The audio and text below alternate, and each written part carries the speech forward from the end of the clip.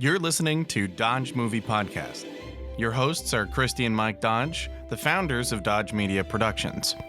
We produce films and podcasts, so this is a podcast about films. Join them as they share their passion for filmmaking. Hello and welcome back, podcast people. Welcome to our first episode of the month of June, where we are going to feature all things wedding, because we love marriage. It's a beautiful thing. We love it most days. I go maybe 60-40. Hello. It's just a joke. Okay. See, you knew it was a joke because it came with a funny accent. There you go. Speaking of accents, today we are going to talk about My Big Fat Greek Wedding, which is kind of the Cinderella story, or like the Cinderella story of all time. Yeah. I think it has the biggest multiple between its budget and its revenue. It came out of nowhere. It is the most profitable romantic comedy ever. Right. Too bad Nia didn't get points. Yeah. Tom and Rita did great. So we are talking about the 2002 film that plucked a little Nia Vardalos from obscurity. I watched an interview the other day, and Rita said that she loved going to theater in New York and realized she was not recognizing theater in her own backyard. So she opened up the paper and she sees this little ad and it says My Big Fat Greek Wedding, and her being Greek thought, well, this is totally the show for me. So she took her mother and her sisters and her nieces, and they all went, and she fell in love and loved it and asked to meet Nia afterwards and said, we're going to make this a movie. Again, when you have Tom Hanks in your back pocket, that's a pretty good statement. Yes, except that they had trouble finding a studio that, first of all, would even make it and that would allow Nia to be the lead character. And Rita insisted, no, she has to be the lead character as the writer and the person who embodies that person. They tried Sandra Bullock, and there was one other actress that they wanted in that role. And Rita put her foot down and said, nope, it's got to be Nia. Well, to be fair, Sandra Bullock did a great turn as Gracie Lou Flatbush in Armed and Dangerous. What was it again? Miss Congeniality. Miss Congeniality, yeah. I maybe got Gracie Lou Flatbush wrong. But... Right. Yeah. Nia is this character. She's a young Greek woman who falls in love with a non-Greek boy and struggles to get her family to accept him while she comes to terms with her own heritage and her own cultural identity. This film has some great actors in it. John Corbett plays her love interest. Andrea Martin plays her aunt. Michael Constantine plays Gus, her father, with that ever-present bottle of Windex.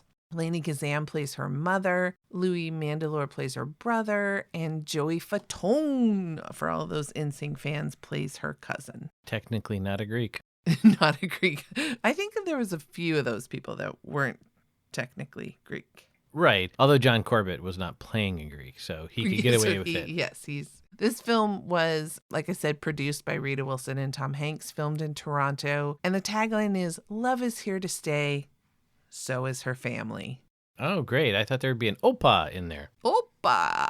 So let's kick it off. Mike, what was your pickup line? You'd better get married soon. You starting to look old. That's right. Which is, I think, what every woman wants to hear from her father. Of course. Interesting trivia.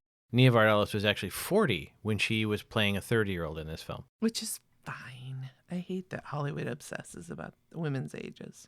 Well, I thought it was just interesting because of that particular part where she was playing somebody who is like an old maid in their culture, hadn't gotten married, and she actually was much older and was married. Yes. Yeah. And that scene is interesting. It's very dark. It's raining. It's such an oppressively heavy mood on that scene. And I read in the trivia that that was the last scene filmed in the whole movie. And her and Michael Constantine, who played her father, are in this car, and they both just look so sad. They had just said goodbye to all of the cast, and they all... Oh, it's a picture wrap for everybody but them. For them. And so Yeah. they were all very sad. And so they both said it was so very easy to act in that sad, dreary mood because of what they had just kind of gone through, and then said goodbye to the cast, who they had a good time. Well, the other thing, too, is they had to put her back in the frumpy garb in the fat suit. So she was probably a little bummed about that. Yeah.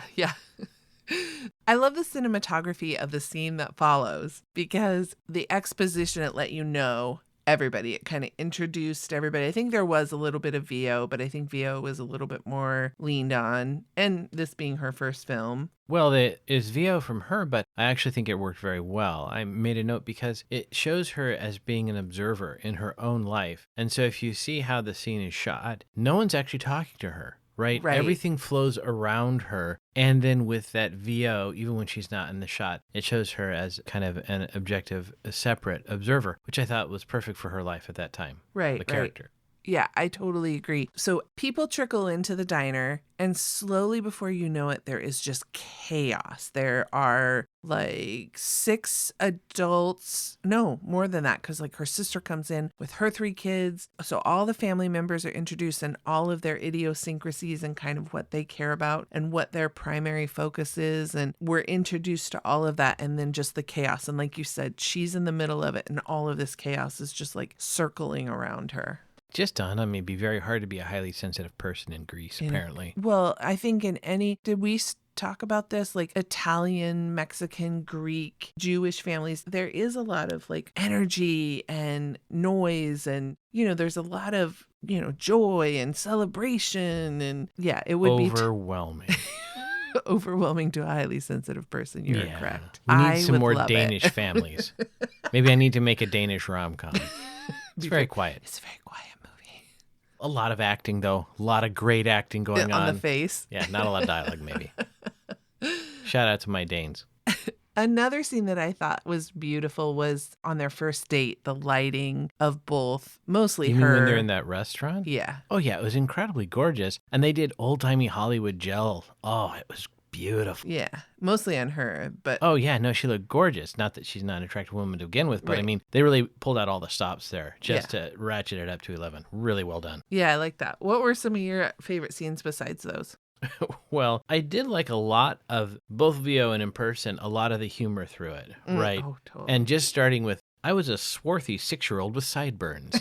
That lets the viewer know right away, like, what we're in for. This is going to be hilarious, right? So one of the things I thought was really fun was when John Corbett's character, Ian, is first in the restaurant, how she just slowly squats down so he wouldn't notice her. Right. And I thought, isn't that a fascinating thing? Because that's kind of a childlike thing to do, right? A child would think, well, I'll just hide here. Whereas as an adult, not only does motion attract people's attention, but also if somebody looked over and they see an adult weight person crouching, and it wasn't like she was pretending to pick something up off the floor, which is how people would probably do it if they're hiding, because she wanted to still see him. So she was really just peering over that. And I thought, wow, what an amazing way to show, don't tell, of here's this character who sees a guy that she's interested in, and her instinct is to hide. Yeah. Right. And she does it later in the travel agency. She ducks down behind the water bottle, the transparent.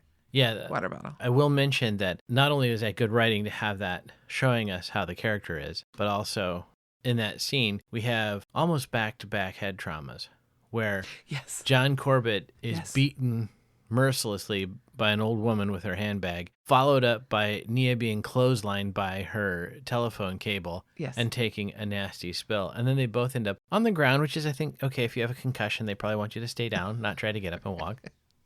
Is that their first unofficial date? I think that happens before the restaurant scene. Yeah, and so when you were mentioning her crouching down because he was buying a burrito at a food cart, which I think is fascinating. It wasn't Euros. Come on, folks. Stay on brand. Well, yeah, because it did look like the street was dressed almost like it was supposed to be a little Greek. And that's an interesting question. Maybe some of our Toronto listeners can tell us if there is a Little Greece in Toronto. Is that why they picked that? Yeah, that would be curious. Speaking on that scene, that kind of opening scene when she's working in the diner, I loved it because it was kind of a flip on the female gaze. And she's talking about, I can't remember if it's VO or I think she's talking to her brother. And she's kind of going on and on that every day is the same. And just as she says, nothing ever changes, he walks in and that's when she sees him. And it's very much the male gaze. And then it's sweet because then a little bit later it gets flipped. I don't think he kind of notices her in the restaurant, but I feel like the female gaze happens more when he's watching her from outside the travel agency. Yeah, I made note that, that was the first time when he really gazed at her. And then the second is when she comes down the aisle, which is also fairly traditional in a wedding scene.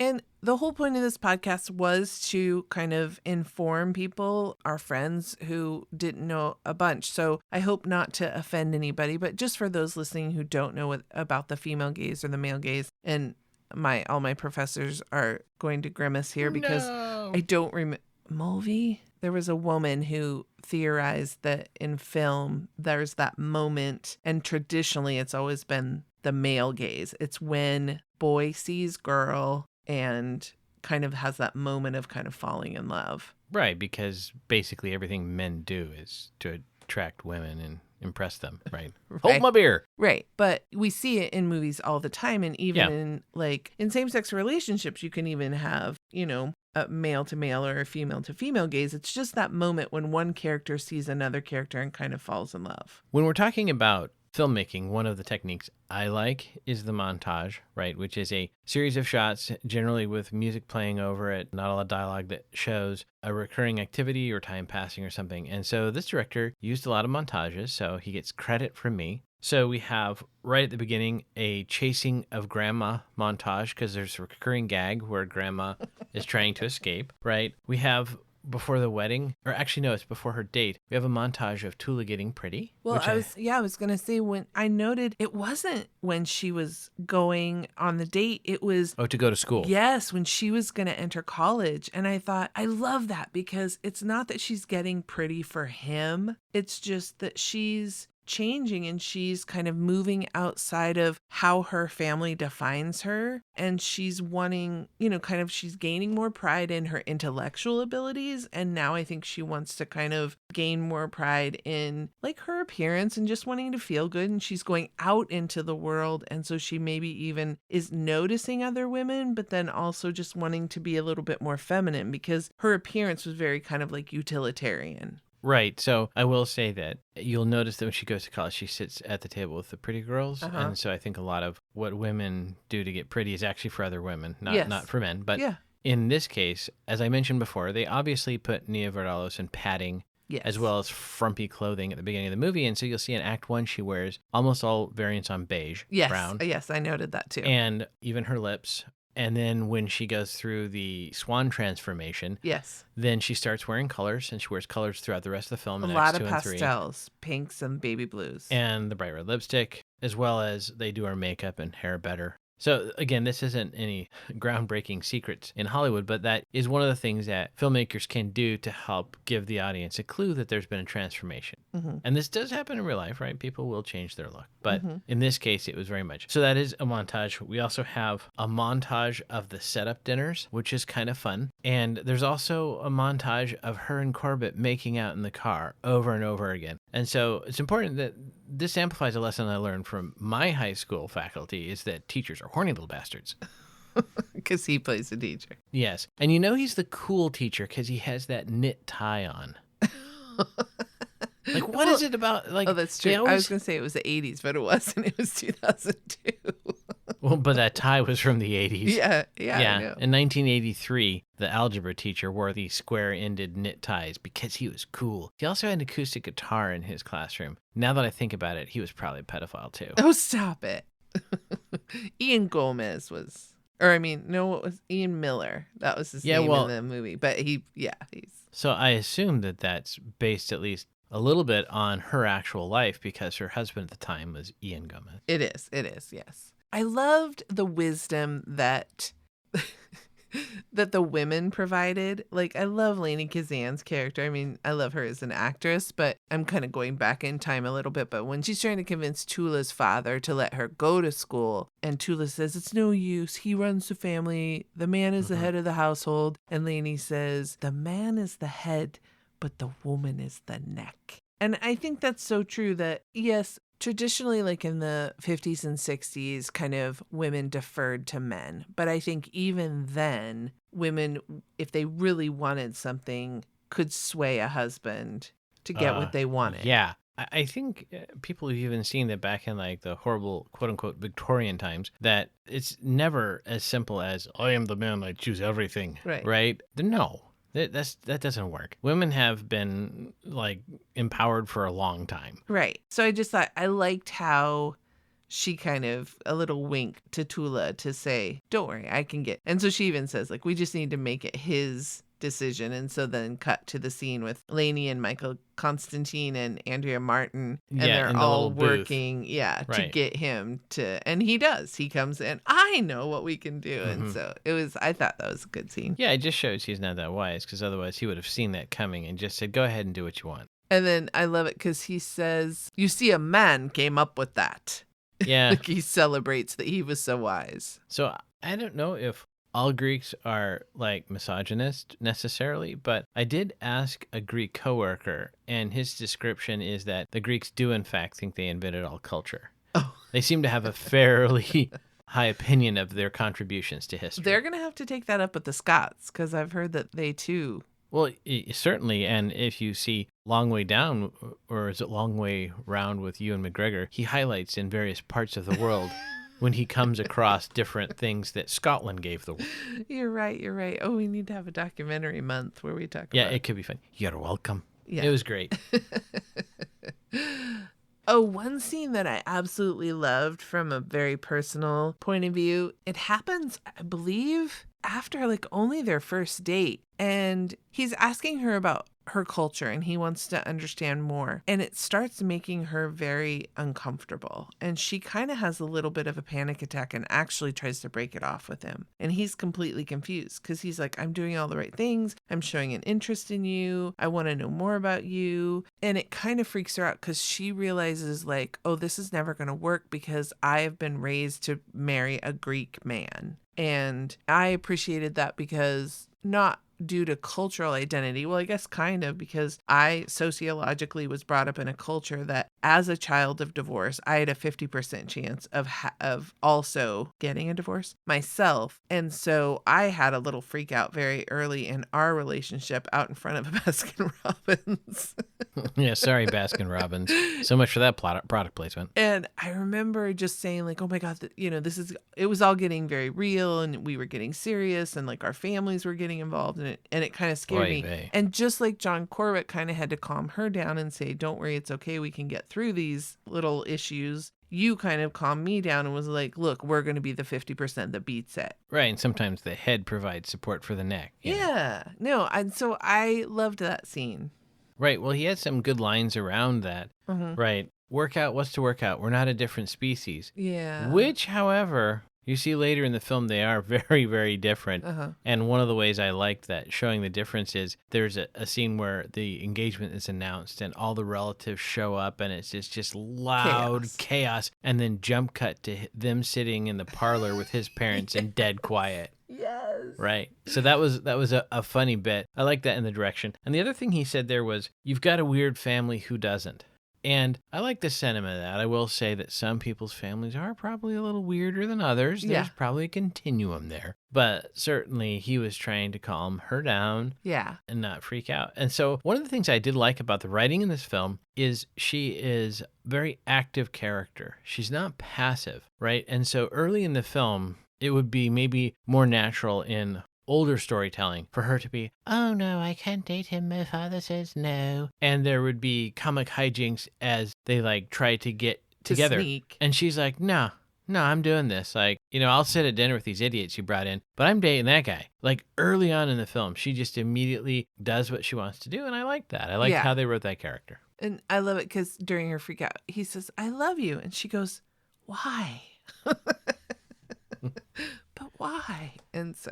Well, that reminds us of a certain famous celebrity doctor whose wife is very chaotic and energetic, and he enjoys the spice to his calm. And so in this case, right, the character of Ian, played by John Corbett, perhaps coming from that deadpan quiet of his mom and dad, he enjoys the chaos. And he's an only child, we know. And so that puts a different light on her on his interaction with her two brothers, one played by Joey Fatone, who has... No, Joey's a cousin. Right, but they're like his brothers. Mm-hmm, yeah. And so Joey Fatone gets to deliver, which I think is one of my greatest favorite lines in general, but certainly in this movie. And he says, Ian, we're going to kill ya, Opa!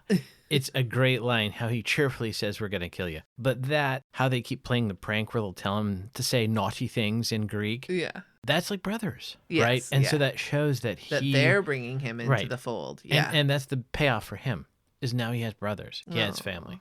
Oh, Yeah. yeah, because he was an only child, and his parents were very waspy. They really were. And it's funny because the actor who played his father has great comic timing, but they play this just super uptight role. And so both of those actors did a fantastic job of taking what could have come across as basically just a piece of furniture and making it a fun part of this comedy. Yeah, and I love it because they're obviously not stupid people, but so unwoke as they're trying to remember an acquaintance of theirs who was from, and I think, Oh, right. wasn't it like a housekeeper or something? And they were like, isn't Yeah. she from Greece? And then after the payoff is, no, she's from Guatemala. Right, And they it was start just with like, G. oh my goodness. If they, Although, speaking, though, of cultural appropriation, I did say in the 21st century, although technically this was made in the 21st century, but under modern sensibilities, the bit in the opening where they just use the capital Sigma instead of an E in all the lettering, oh yeah. I don't know if we would do that today. There was- I think it would feel No, there's a something little in the too trivia much about off. that.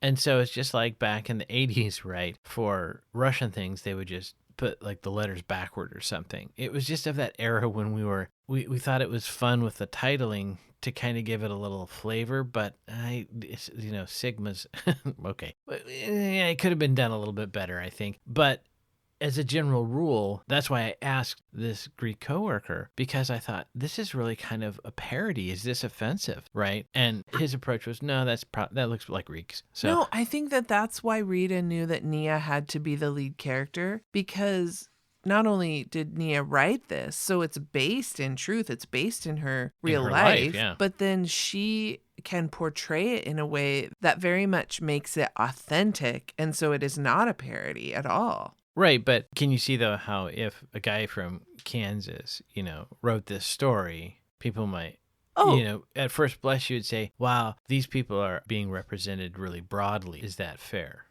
Right. No, I can. Yeah, I thought I was yes-anding you, saying, yes, if anyone else, if the guy from Kansas wrote this and tried to put his wife in, it's going to come off wrong. But I think the reason that it doesn't is because Nia wrote it. Yeah, so it's good that she wrote a movie about being Greek and not about the troubles in Dublin.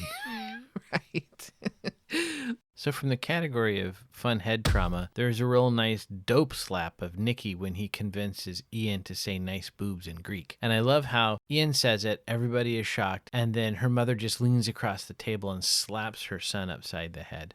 I like kind of, comedy comes back. We love how you set up a bit. I think people have seen this movie, obviously based on its gross. Few people thought. I like the, there's the Windex bit that her dad puts Windex on everything. And so I enjoyed right before the wedding, they're in the limo, or actually right after the wedding, they're in the limo. And she says, and then I had this big zit on my face. And he goes, oh, you had a zit? I woke up with a zit too. And she goes, well, what happened? I don't see it. And he just like passively just kind of goes, well, yeah, I put some Windex on it.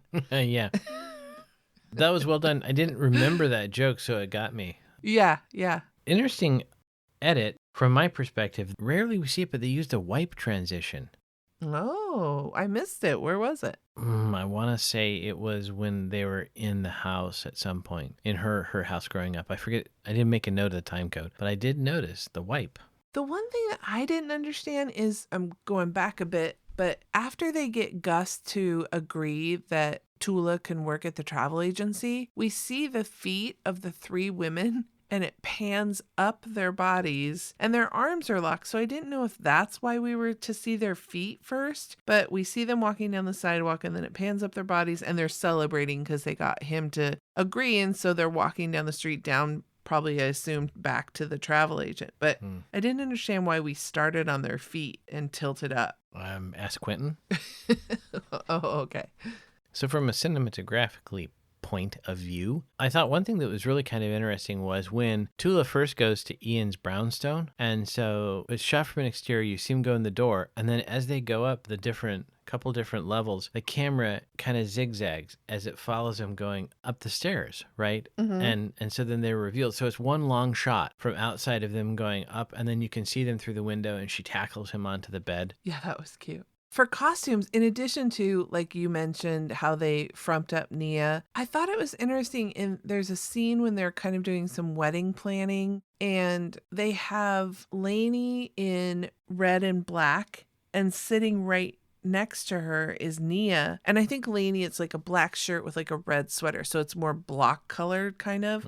And Nia has on like a red shirt and it's got like black floral kind of print going through it. And I just found that really interesting because for the entirety of the movie, she's mostly wearing these pastels. But in that moment, I felt like the costumers, unless it was a complete accident, the mother and daughter were the same. I didn't notice that.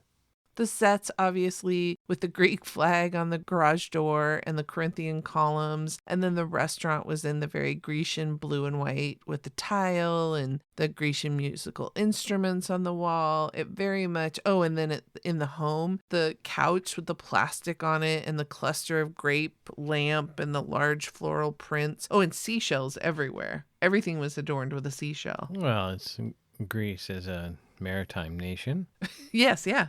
So there's an interesting shot of just despair with Tula sitting between her parents watching like Price is Right or something on the couch. Yes. And, it's a very classic shot. They're right in the middle. But just what despair to be sitting cheek to jowl with your parents watching Price is Right as a 30-year-old. That's just got to be rough. It's tough. From a costuming perspective, I thought they perfectly captured hideous wedding dresses, especially with the giant bow on their butt. That was certainly an era. I would say someone should write a romantic comedy about somebody who's been in a lot of weddings as a bridesmaid, but I think we already did that one. Yeah, I think that one's coming up in a couple weeks. I enjoyed in the limo how she's just like removing bows and she's removing tulle and bows and buttons and everything off of her dress. And then it's now this kind of like nice, more demure, just white satin dress. Right. And Ian says drag queens could get a few tips from your aunts. And I think it's funny, but it was really touching, especially because of the whole premise of the film, right? It starts out with the father wants her to get married, but only to a Greek boy. His last line where we all different, but in the end, we all fruit, right? Fruit? Yeah, he was making a joke about bananas and oranges and stuff, and they all come from Greece. But I just thought it was a fun kind of callback, having them come back around to have him now suddenly be kind of on board with the whole thing. Right. One thing I noticed that was also reminiscent of our wedding is the bride's side of the church, which was a great kind of visual because they did nice like an overhead. Yeah, it was a good sight gag. Is the bride's side is full, and it was full of all of Nia's real family. Oh, nice. And then the groom side had just like 4 rows. And that was similar to our wedding. Mm-hmm. I think, in fact, some of the bride's family in our wedding had to sit on the groom's side because we ran out of room. Right. Yeah. So I love that. But it's very sad. In 2018, real life couple Nia Vardalos and Ian Gomez divorced. Yeah. I know. I didn't know that. Right. Very sad. I love this bit of trivia. According to Nia, paying for catering during the film proved not to be a problem. Wherever the film was being shot, whenever a local Greek restaurant learned about it, they sent over lots of free food. That sounds about right. I know. So we need to do that. Like, we need to make like Puerto Rican movie, although I guess. Yeah, I'm not sure that works with every kind of cuisine, but we should try it. Yeah. Right. Get Pambiche to what I was thinking. Send over some food or some yummy gyros or something. A guy in college said only Greeks can run a restaurant of any kind. He said the best Mexican restaurants were run by Greeks. His theory was Greeks were the best restaurateurs in the world. Interesting. Yeah, I don't know where he got that from, but that was his theory and he swore by it. Although I will say, shout out to Sandy Serpas, who usually handles our catering. Our food's almost always delicious. Everybody raves about our craft services. And also shout out, I don't know if they're technically Greeks, but Mediterranean Gyro on Baseline has a great gyro. So while we're feeling Greek and all. Yeah, exactly. All right. My last bit of trivia was the scene where Andrea Martin grabs John Corbett's hair post-baptismal, and it was completely ad-libbed when she says, "Oh, your hair is so oily." Right. And then he says, "I'm Greek now." Yeah, all ad-libbed. But Nia liked it, so they left it in. Only a Greek filmmaker could get away with that joke. Well, but hire some really, funny, smart, very talented people like an Andrea Martin. I mean, didn't she come from SCTV? I mean, she has an improv background. I feel like SCTV. Yeah. I think that's so, right. I mean, Yeah, you got to leave that stuff in when you get those gems. All right, you kind of mentioned the head trauma at 28 minutes. John Corbett was beaten by an old woman in her handbag and then followed up with Nia falling down by being attacked by her headset. And then our smoochie count. Smoochy, smoochy, smoochy. And the smoochies were pretty much a bit of a processional because it was like their first one following the first date was at 36 minutes, followed by the second date at 37 minutes, all happening in the car. The third date, it's getting a little bit more hot and heavy. And 40 minutes, they were kissing at the travel agency. At 44 minutes, she jumps on him at the apartment. Yeah, she literally jumps on him. Literally jumps on him. So they had a quick courtship. Mm. Oh, and I noted 47 minutes was the first I love you. And much like with us, it was from her. Yeah. Very sweet. So I think it's safe to say we liked this movie. Shall we see how everyone else liked it by the numbers? Sure.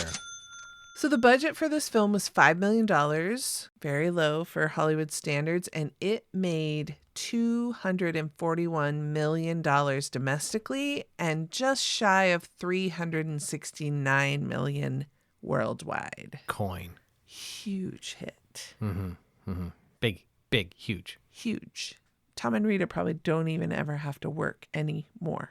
Probably not. Although Gold Circle Films and then HBO, I saw an interview with Rita on Larry King, and she said that, so I think HBO made most of that money probably. Well, that gave us Project Greenlight then.